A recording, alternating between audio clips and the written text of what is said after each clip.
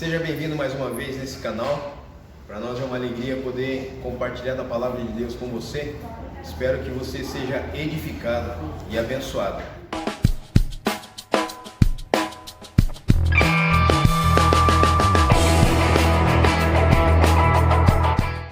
Tá? Eu gostaria que você abrisse sua Bíblia em Lucas, Evangelho de Lucas, capítulo 13. Lucas, capítulo 13.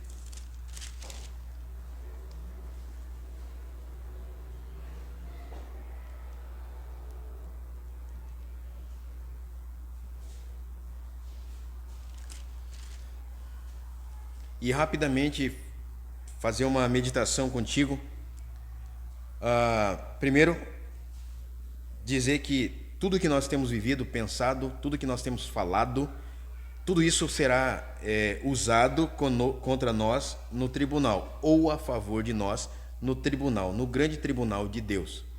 A palavra de Deus em Mateus capítulo 12 diz que toda palavra que vai sair da nossa boca, nós teremos que dar conta delas, sejam para a nossa condenação ou para a nossa absolvição. Seremos absolvidos ou condenados. Capítulo 12, versos 36 e 37, mais ou menos, você vai ver isso. Por que eu estou dizendo isso? Porque muitas das coisas que nós vivenciamos nesses últimos tempos, a gente rapidamente abrimos a boca e falamos. Rapidamente, sem ponderar, sem assentar no coração, nós compartilhamos. Mas eu tenho aprendido na palavra de Deus por um homem chamado Neemias, que ele, enquanto Deus não autorizou, ele não abriu a boca por nenhum momento, por nada, em nenhum momento, para ninguém, enquanto Deus não ministrou completamente o que ele tinha que ministrar naquele tempo em que ele recebeu uma responsabilidade da parte de Deus, uma incumbência, um ministério. E eu tenho aprendido que tudo o que eu ouço, eu pondero, e se valer a pena, eu repasso, mas de uma maneira didática para ensino, não para, muitas vezes, repassar por repassar. Tem um propósito, tem que ter um propósito, tem que ter uma finalidade. Essa palavra aqui no capítulo 13, nós podemos dar um passeio no capítulo 13 de Lucas, e Lucas é um médico, onde ele, sendo médico, ele é um cientista, é um estudioso, e sendo um estudioso, ele esmiuça, ele fragmenta toda a informação e ele repassa de uma maneira tranquila, de uma maneira que você não vai sentir a persuasão, de uma maneira sutil, em que você não vai entender no momento, mas você vai assimilar ao longo da história, ao longo dessa pesquisa. E aí ele começa no capítulo 13, já em confrontação quanto ao arrependimento ou morte. Ou você se arrepende do mal que você tem vivido ou escolhido viver, ou você morre. Ou você se arrepende das palavras que você tem proferido, ou você vai pagar por essas palavras. Ou você vive uma vida na luz, ou você vai morrer nas trevas. Ou você remove as trevas que há dentro de ti, para que você seja curado, restaurado, iluminado para a vida eterna, ou você vai morrer nos seus pecados, ou você confessa os pecados que estão encrostados, que está oculto dentro de ti, que tem causado alguns impactos na sua vida, que tem prejudicado o seu contexto, que tem abarrotado o seu coração, ou você vai morrer dessa forma, não é? E aí no verso 5 ele diz que algo muito pesado para talvez todos os tempos, desde o tempo em que Jesus viveu aqui nessa terra. Eu lhes digo que não, mas se não se arrependerem, todos vocês também perecerão.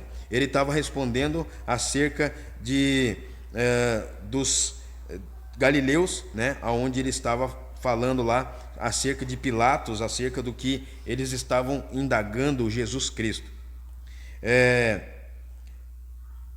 Pessoas que estavam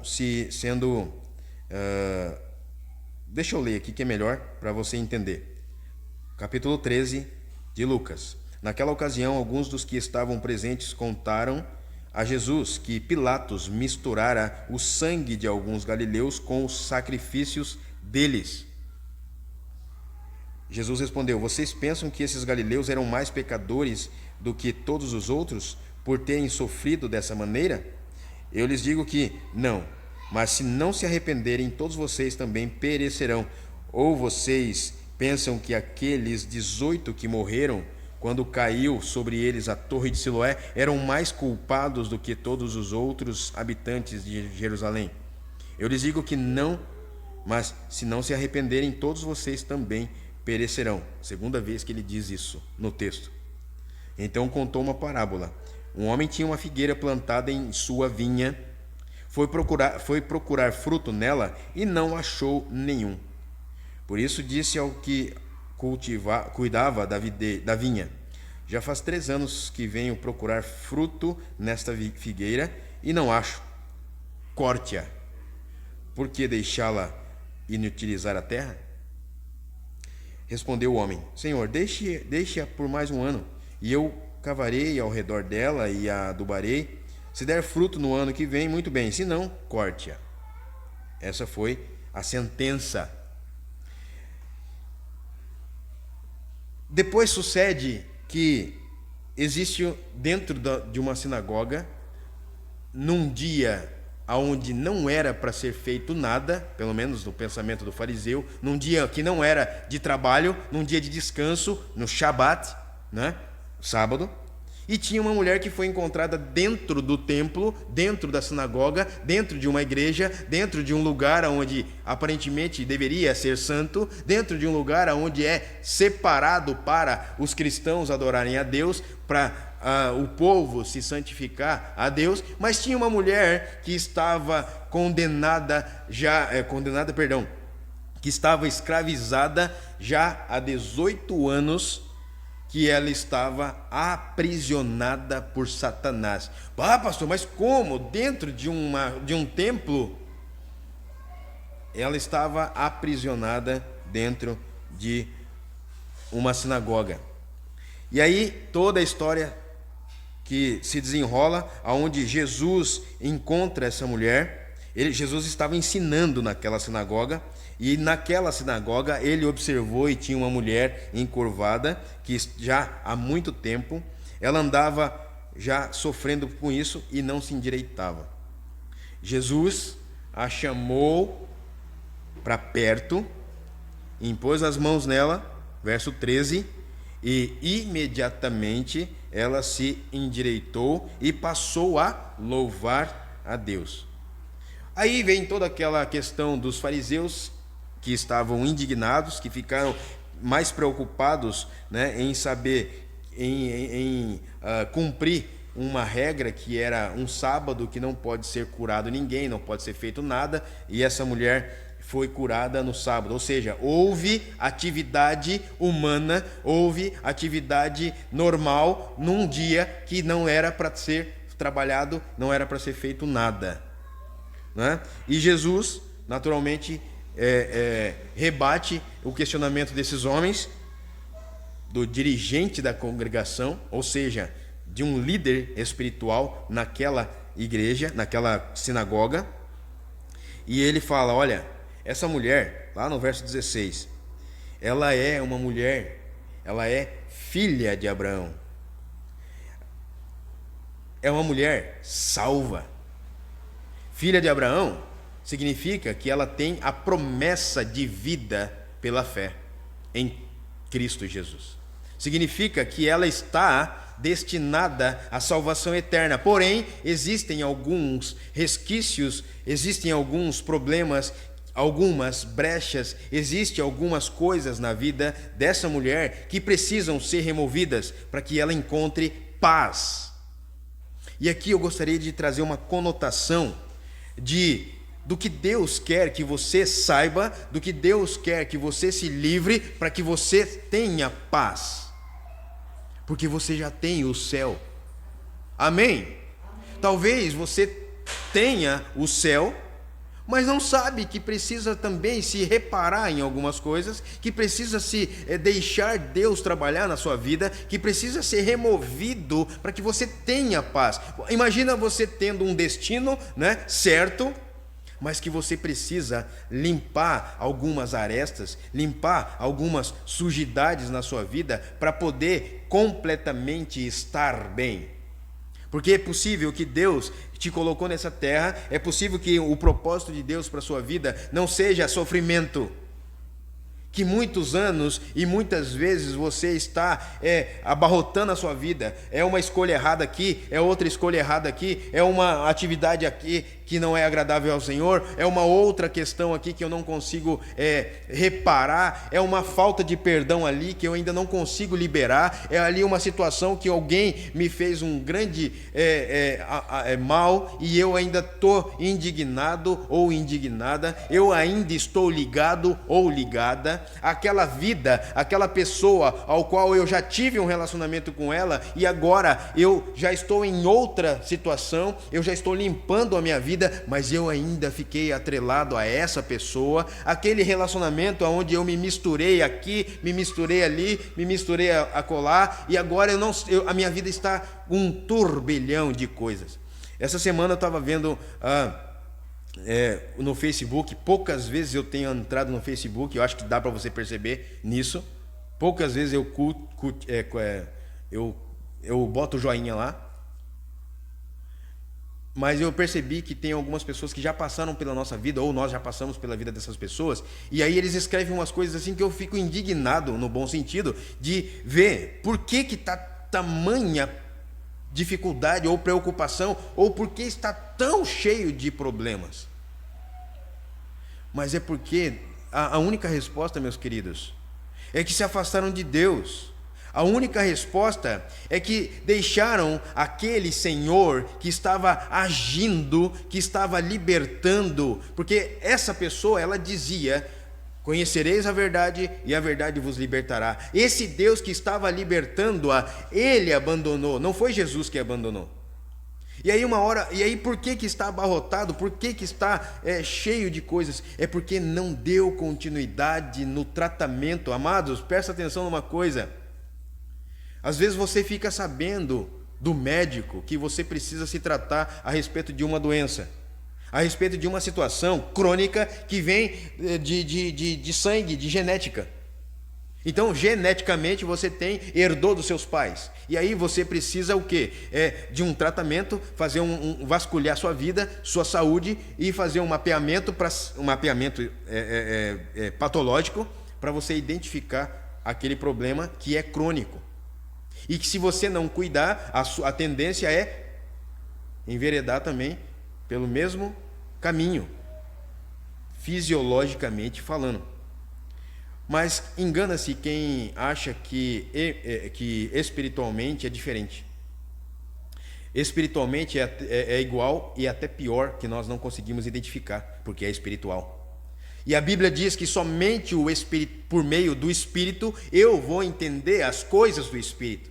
Não dá para eu fazer nada, não dá para eu entender nada, ninguém, se eu não tiver espiritualmente saudável.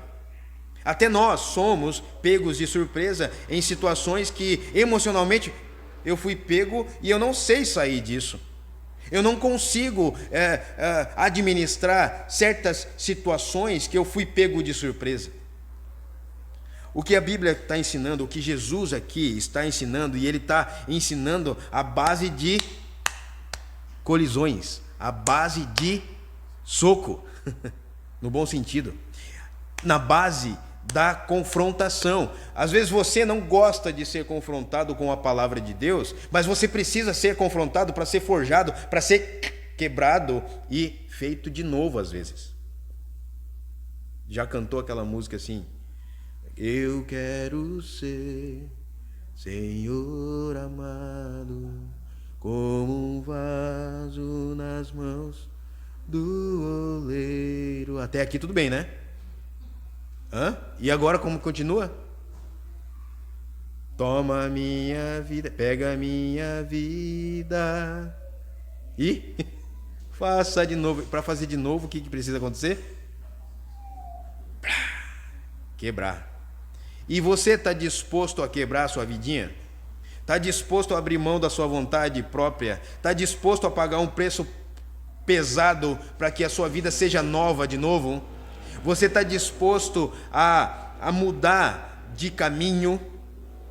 Você que está me ouvindo aqui no Facebook, você que entrou aí, talvez não conhece muito a nossa, aqui o nosso ambiente, mas não precisa conhecer propriamente dito, você precisa ouvir, porque é Jesus que faz o nosso ambiente.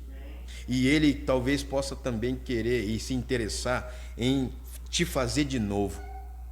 No caso aqui que Jesus estava confrontando os galileus, aqui na ocasião que ele tinha sido confrontado a respeito de que Pilatos misturara o sangue de alguns galileus com o sacrifício deles, ou seja, ele estava aqui agindo de maneira injusta.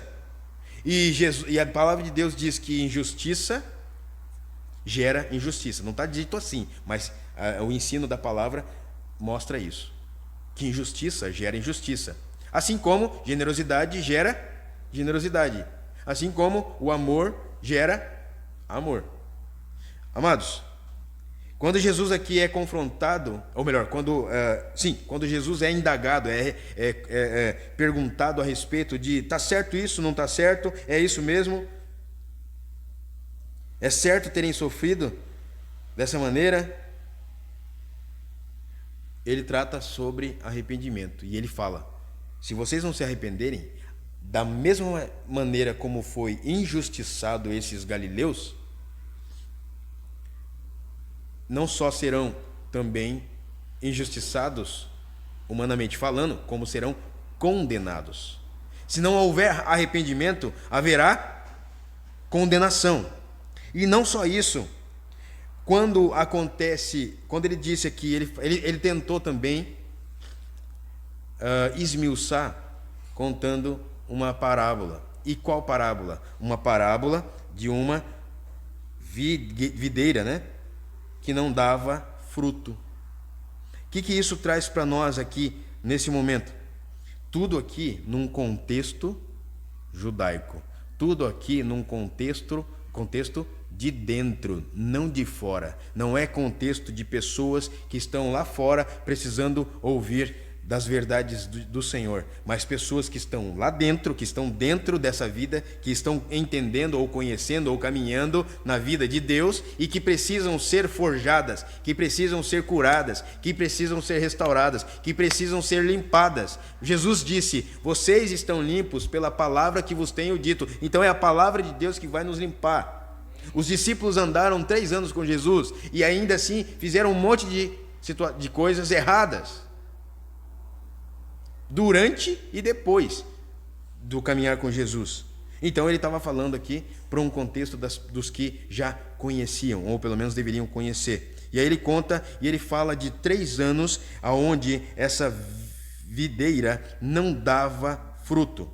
Verso 6, né? Um homem que tinha uma figueira, né? Plantada em sua vinha. Primeiro, figueira plantada na vinha, figueira plantada no meio das uvas, certo? Por isso disse, foi procurar fruto nela e não achou nenhum. Veja bem, por isso disse ao que cuidava da vinha: já faz 3 anos que venho procurar fruto nesta figueira e não acho. Corte-a, por que deixá-la inutilizar a terra? Atitudes que não são, práticas que não são, pensamentos que não são, palavras proferidas que não são de um crente ou de um cristão fazer, falar, agir, mas está agindo. O falso entendimento ou o pseudo entendimento de que, bom, eu sou crente, eu posso. Tu é crente e tu não pode. Tu é evangélico, tu não pode pecar. Tu é evangélico e tu não pode injustiçar alguém. Tu é de Deus, tu não pode falar mal. Tu é de Deus, tu não pode fazer determinadas coisas que os outros fazem porque eles estão fazendo. Aqui é a mesma coisa. Sabe por quê? Porque o fato de já estar plantado num terreno impróprio e ainda sugando a energia e o bom solo do terreno, do lugar. Videira, vinha, é plantação de uva. Figueira é para quê? É outro fruto. Jesus estava falando algo aqui interessante. Não se planta um fruto para colher outro. Por isso que fazia 3 anos que a bichinha não nascia. Gente, tem pessoas que estão teimando nas suas vidas, achando que vai plantar, tá plantando uma coisa, mas na verdade não está plantando no lugar certo. Pode estar plantando a coisa certa, mas não no lugar certo. O que você está plantando em terreno que não é para plantar? Às vezes as pessoas... Sabe o que é isso? Por exemplo, um crente querer ser rico. Eu quero ser rico, porque eu vou... não é pecado. Mas qual é o propósito da vida de um cristão que deseja o céu? É ser rico? É viver como está esse mundo aqui? Às vezes eu fico assim, escandalizado, porque realmente essas coisas me escandalizam. É uma pessoa que não tem uma vida cristã autêntica, e aí ele pega e se bota numa política e fala assim, não, eu quero ser agora vereador, presidente, eu não sei, eu quero ser alguma coisa na política. Se ele não está sendo um bom cristão na sua própria vida, você acha que ele vai ser um bom político? Poxa, dá dó, né? Ele vai se contaminar. O texto aqui está dizendo que 3 anos ele vinha procurar um fruto na figueira e não achou. Então ele deu a sentença, corte-a, porque deixá-la inutilizar a terra. Está sugando de um lugar onde não é para estar. Às vezes o crente está dentro de uma igreja, às vezes o evangélico está dentro da sua igreja, e ele está sugando a vida saudável, algo saudável de outro. Ô pastor, está sabendo de alguma coisa para estar falando isso? Deus deve estar sabendo de alguma coisa então, porque é para mim e para você, tchê. Às vezes eu posso estar aqui como pastor dessa igreja e falar algo que vai te derrubar. Eu estou fazendo bem? Então eu tenho que vigiar. E por que você não vigia? Só vai olhar para o pastor que não está vigiando? Ou alguma coisa assim? Ou que por um lapso, ou por um estresse, alguma coisa aconteceu e aí você ouviu algo que não era para ouvir? Um exemplo eu estou falando aqui. Nós temos que cuidar das nossas coisas, das nossas vidas. Jesus respondeu ao homem, Senhor, deixe-a por mais 1 ano, e eu acavarei. Respondeu o homem, ao Senhor, eu acavarei ao redor dela e a adubarei. Se der fruto no ano que vem, muito bem, se não, corte-a. Sabe o que isso aqui está mostrando? Só mais um pouquinho. Deixa eu tentar ver se sai ainda uma uvinha naquela figueira. Deixa eu tentar para ver, de repente, vai que eu cavando, adubando, tratando, melhorando ela. Gente, tem muita gente sendo cuidada, mas não curada. Tem muita gente sendo cuidada, propriamente dita, mas ela está doente. Ou seja, pulou uma fase, um estágio, um nível da sua vida. Ela está doente, ela vai continuar doente, ela só está tendo um cuidado maior. E a sua doença está lá. E vai aumentando, e vai aumentando, e vai aumentando. E ela vai contaminar outros. Outros vão ficando doentes. E aí, aquele solo está sendo o quê? Como diz o verso anterior, verso 7. Está sendo inutilizado. O solo, aquela terra está sofrendo, porque existe doença que não foi curada, que não foi confessada. Sabe como que cura? É quando confessa. Quando tira das mãos de Satanás a legalidade que ele está lá só acusando você, ele está mostrando na sua cara assim, ó, tá vendo? Você é um fracote, você não sabe fazer isso aí, tá vendo? Ó, eu vou te sugar dessa ferida até você não aguentar mais. Ele faz isso, sem respeito nenhum por você.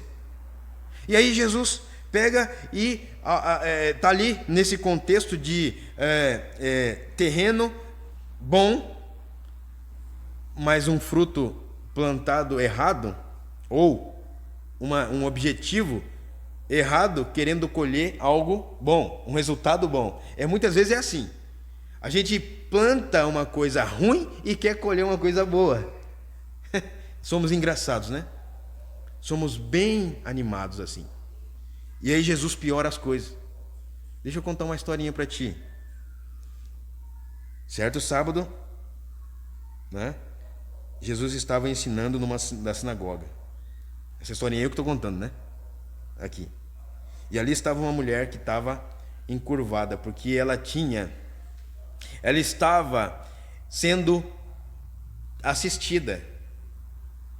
Não faltava para ela algo, o exterior.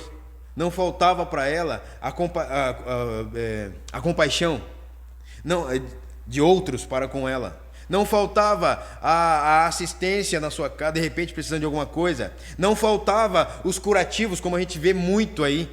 As pessoas doentes vão nas portas das igrejas, vão nas portas dos albergues, vão em lugares onde vai ter algum benefício, e aí elas vão lá e pega toda... Sabe por que eu estou falando isso, gente? Porque nesses últimos tempos eu tenho andado em vários hospitais, desde quando começou a pandemia. Eu tenho entrado e saído de hospital, ou de posto de saúde, ou de algum lugar onde faz alguma coisa que tem a ver com saúde. E eu posso dizer com muita clareza que eu vejo muita gente doente internamente. Elas não estão doentes fisicamente. Gente, e pessoas dependentes dos remédios, pessoas dependentes de toda aquela situação, dependentes dos médicos. Elas chegam para os médicos assim, elas chegam até tremer na expectativa de que aquele médico vai dar uma solução para a vida delas. Não vai, tchê. A solução tem nome. Jesus é o melhor e maior remédio de todos os tempos. E queridos, ele contou a história de uma mulher que já tinha muito tempo. Lembra da figueira? Muito tempo a figueira estava lá para ser colhido um fruto, mas não ia nascer. 18 anos a mulher estava lá, plantada dentro de uma igreja, plantada dentro de um contexto cristão, de um contexto santo. Ela estava sendo assistida, provavelmente, ela estava ali envolvida em alguns momentos, ela estava ali assistindo, ela estava ali tentando de alguma maneira se dedicar àquela liturgia, àquele culto. Ela estava ali naturalmente querendo algo de diferente. Só que nós não podemos dizer que ela estava desejosa a ponto de sair do lugar. Não temos como dizer, porque a palavra de Deus não fala aqui.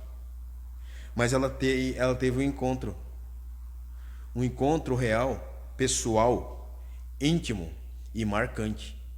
Aonde, no verso 12 ali, né? A palavra de Deus aqui diz, no finalzinho do verso 11, ela andava encurvada e de forma alguma podia endireitar-se. Então imagina que ela estava bem encurvada, assim, uma corcunda, e de forma alguma, ou seja, humanamente falando, não era possível essa mulher se endireitar. Ou seja, para os homens é impossível, mas para Deus nada é impossível. Amém? E queridos, ao vê-la, Jesus chamou à frente e disse: o que marca aqui não é Jesus vê-la. O que Jesus fez aqui? Promoveu a mulher. Jesus, muitas vezes a gente fala, né? Esse daí foi promovido para o céu. Ela não foi promovida para o céu. Ela foi promovida para uma vida plena. Vida plena é a vida com Jesus, porque é diferente de vida eterna. Vida plena na terra. Ela pode viver uma excelente vida, ela pode viver uma plenitude aqui na terra, para que ela entenda plenamente o que é uma fagulha do céu. O que Jesus deseja para a sua vida é que você viva vida plena e que assim você se alegre e você saiba que no céu é muito, muito, muito, muito melhor que isso. Eu vim para que tenham vida e a tenham plenamente, plenamente, ou em abundância. Essa abundância significa muito a ponto de você não conseguir suportar.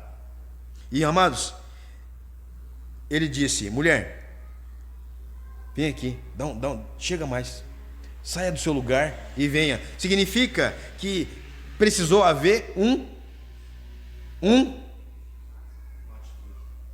esforço. Um esforço. Muitas vezes você está tomando algumas atitudes para fechar brechas. Você está tomando algumas iniciativas. Só que eu posso dizer para você que elas ainda precisam ser mais ousadas.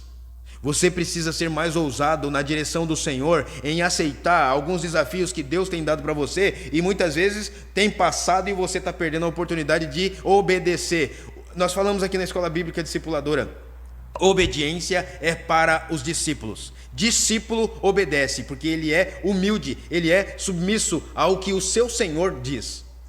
Amados, o discípulo orgulhoso, arrogante, egocêntrico não consegue comunicação e interação com o Senhor nunca, porque ele ainda tem um Deus chamado orgulho.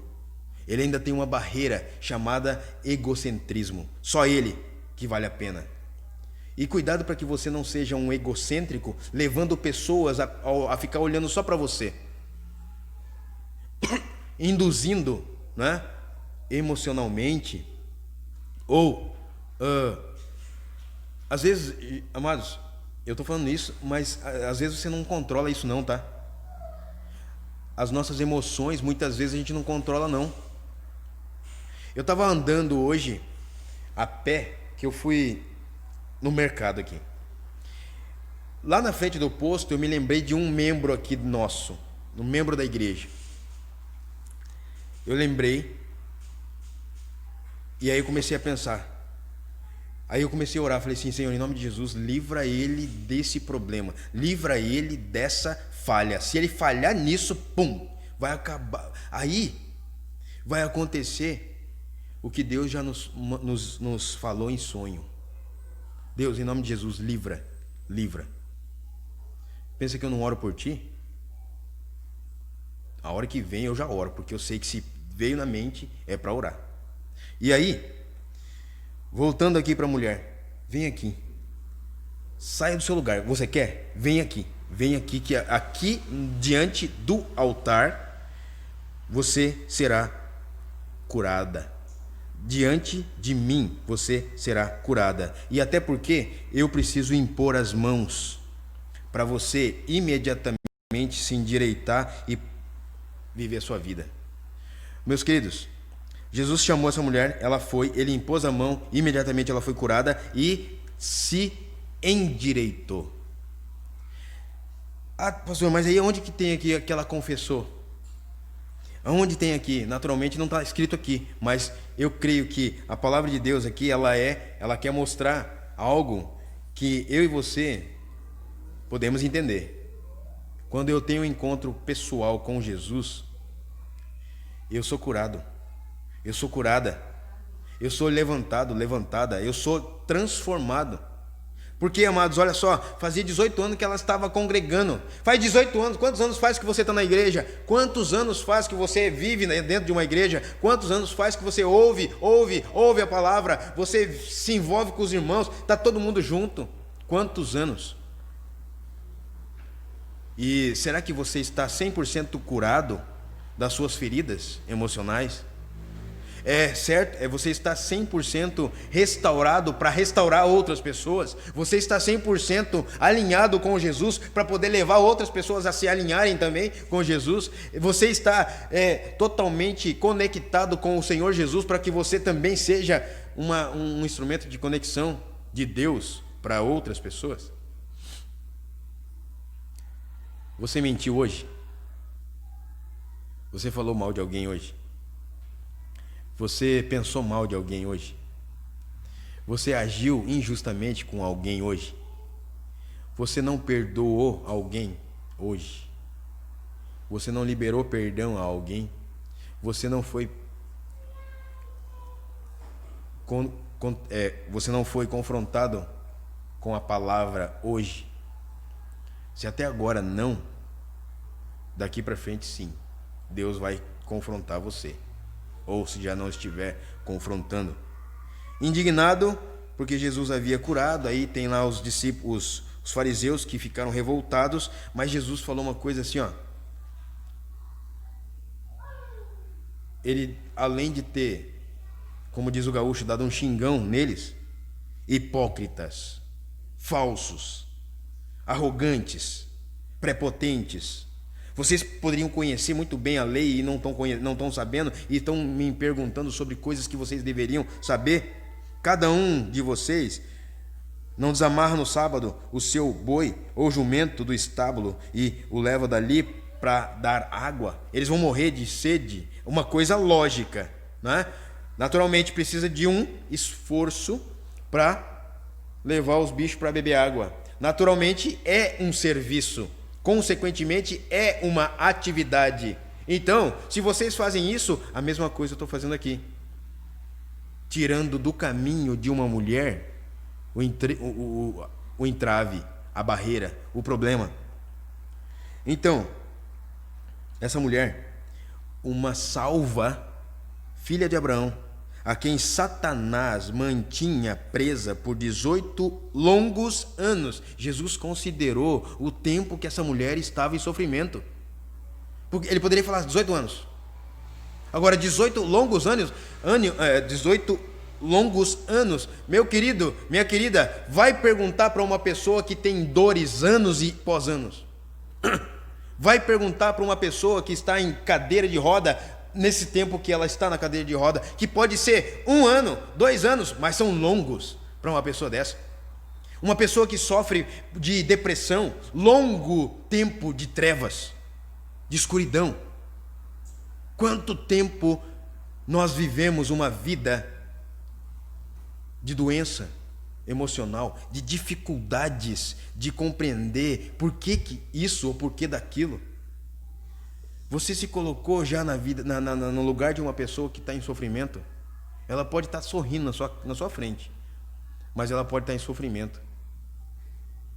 Às vezes o sofrimento que a gente imagina sempre é o que a gente está vendo. Hoje eu li na palavra de Deus bem cedo, veio um textão lá. Não vivemos por fé, não vivemos por vista, mas por fé. Significa o quê? Às vezes a gente olha muito que doença grave ou dificuldade e tal, é quando a gente visivelmente está vendo uma pessoa limitada. Só que as emoções, o coração, você não consegue ver. Só Deus está vendo. Jesus aqui, maravilhosamente compassivo, ele teve compaixão dela e falou assim, ó, ele falou para os fariseus, essa mulher, ela está há 18 anos, Satanás mantinha ela presa por 18 longos anos.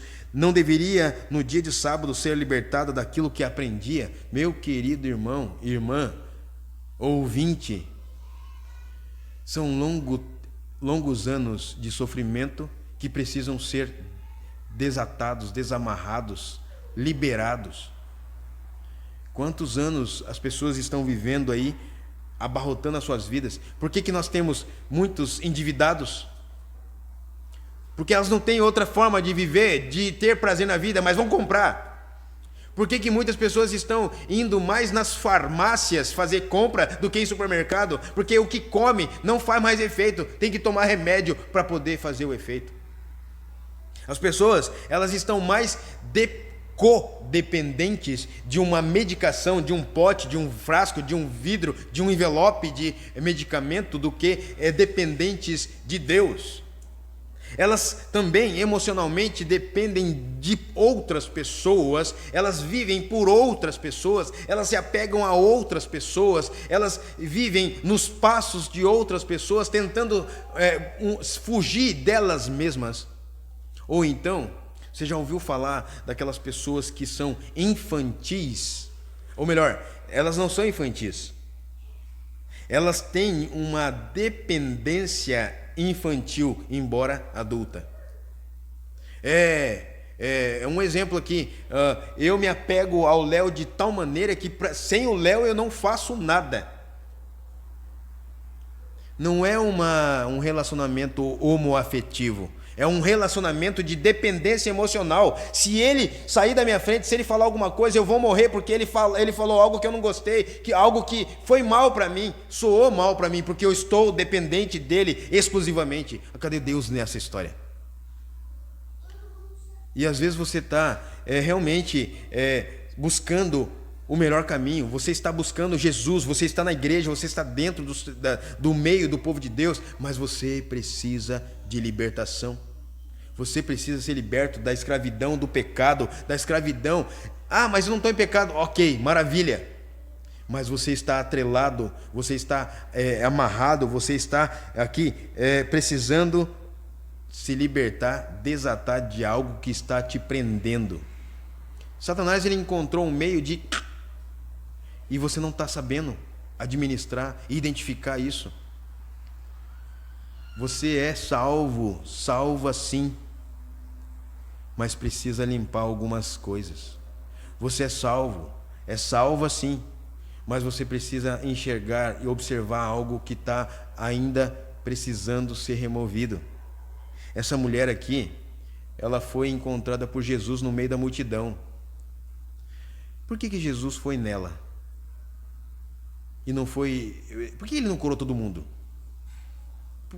Ele entrou numa sinagoga e ele viu um monte de hipócrita lá, como está dizendo aqui, que eram os caras que foram indagar ele. Por que não curou? Pum! Muda de vida, rapaz. Aí o cara, de repente, parava de perguntar besteira e se prostrasse. É porque Jesus, ele é pessoal. Porque Jesus, ele é íntimo. Porque Jesus, ele opera de acordo com o seu amor fraternal, de acordo com a sua compaixão leal. Aí ele chega especificamente em você, é para você, é com você que ele está dizendo. Ele está vendo uma multidão, pois bem, mas ele aponta os olhos para você e ele diz: é você que eu quero curar, é você que eu quero restaurar, é você que eu quero levantar. Tu não vai voltar para casa encurvada.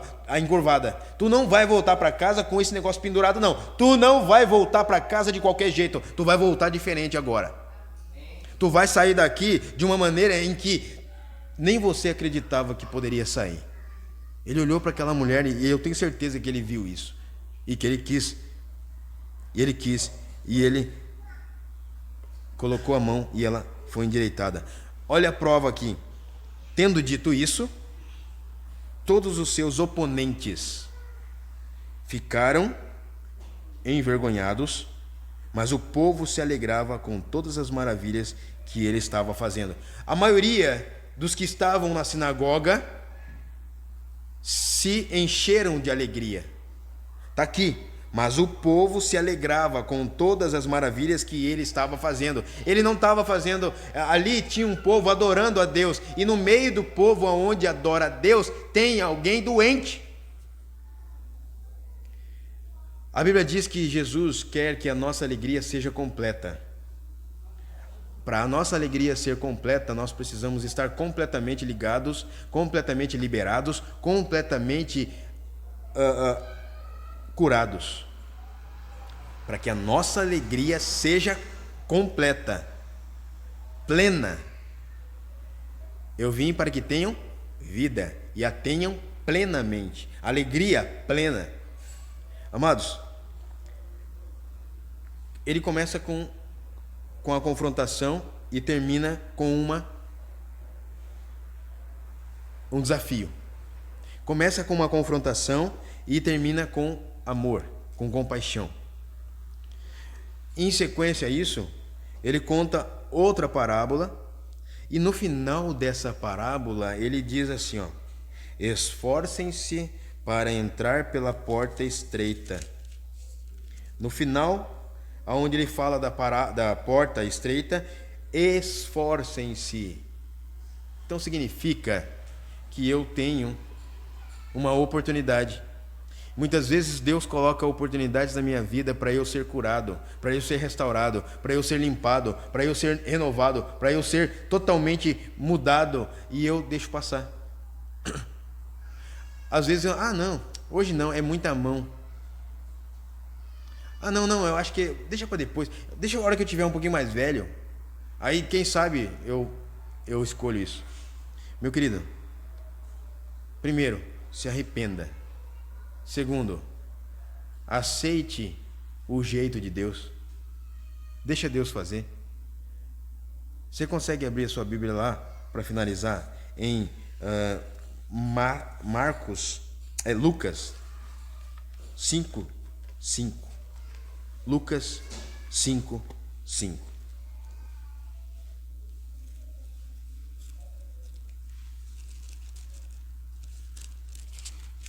Lucas 5:5.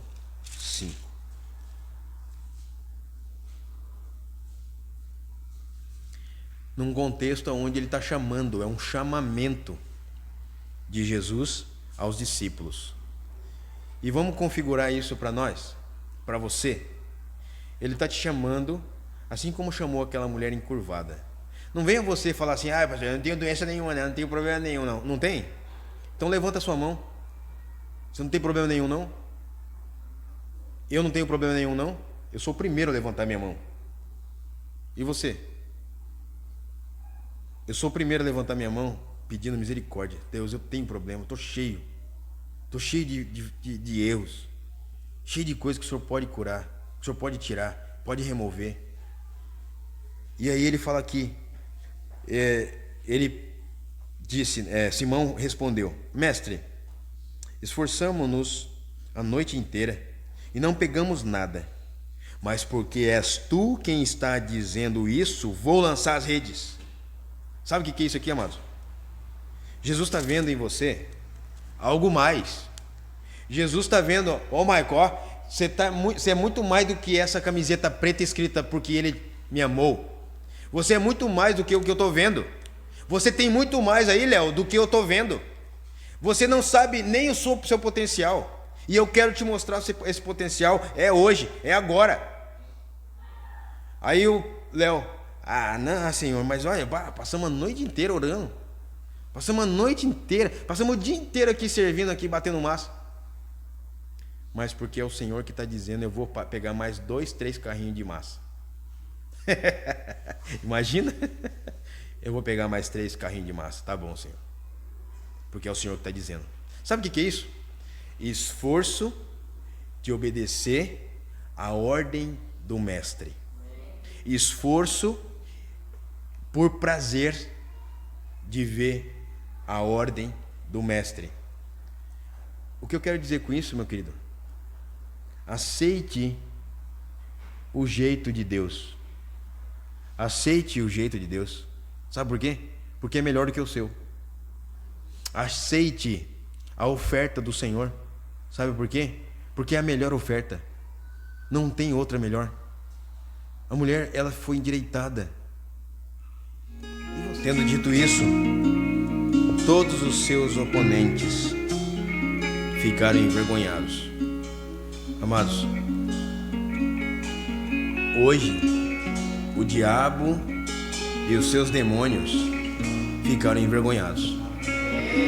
Porque você se arrependeu, porque você se endireitou. Hoje, os seus oponentes, os seus inimigos caíram. Eles caíram. E agora, nós, os que estamos de pé, celebramos, como os demais aqui. O povo se alegrava com todas as maravilhas que ele estava fazendo, que Jesus estava fazendo. Sabe que você precisa tirar do seu caminho muitas dores, muitas coisas nebulosas, e viver o novo de Deus. Viver o novo de Deus, sabe o que é? Viver Ele todos os dias. é viver o que Ele está te mostrando. Tchê, Ele está cuidando de você. Ele não está deixando faltar nada na sua vida, principalmente para que você se alimente e seja vigoroso, vigorosa espiritualmente falando. Ele tem te cuidado e Ele tem te curado. Você precisa ver as curas de Jesus. Você precisa ver que você já avançou em muitas coisas. Você precisa ver que você já conquistou muitas coisas em nome de Jesus. Você precisa ver a parte boa de tudo isso que tem acontecido na sua vida. Longe de ti as coisas ruins. Longe de ti as coisas que já não são mais parte da sua vida. Às vezes realmente você só está encurvada, porque não olhou para cima, para Jesus. Você foi curado, curada. Se posicione como tal. Viva como curado. Viva como curada. Não fique se lamentando. Lamente-se se você escorregar e pecar. Caso contrário, avance. Avance olhando para Cristo, o autor e consumador da sua fé, da nossa fé. Amém? Amém. Louvado seja Deus por tudo que Ele é, por tudo que Ele faz. Espero que você tenha de alguma maneira sido abençoado ou abençoada com o que Deus nos trouxe, porque nem eu sei porquê. Bom, não posso dizer isso, né? Eu sei. Deus faz as coisas no tempo dele, do jeito dele. Aceite o jeito dele. Assim eu fiz também. Amém? Última oração. Senhor, nos abençoe e nos guarde. Senhor, faça brilhar o seu rosto sobre cada um de nós, nos concedendo graça e misericórdia. Nós reconhecemos que a cada dia Tu tens sido misericordioso, perdoador. Tens sido um Deus para lá do que nós podemos imaginar. Que a Tua paz, a Tua graça seja manifestada nas nossas vidas, e nós não esqueçamos, ó Deus, de que o Senhor reina, e nós um dia reinaremos contigo eternamente. Ó Deus, que nós não esqueçamos de que o Senhor voltará, e queremos, ó Deus, nos encontrar, ser encontrados com fé, de pé diante de Ti, Pai. Que o Senhor nos faça a cada dia mais parecidos com o Senhor. Essa é a nossa oração, no nome santo de Jesus. Amém. Louvamos a Deus porque você ficou até agora ouvindo essa mensagem. Que Deus te abençoe grandemente.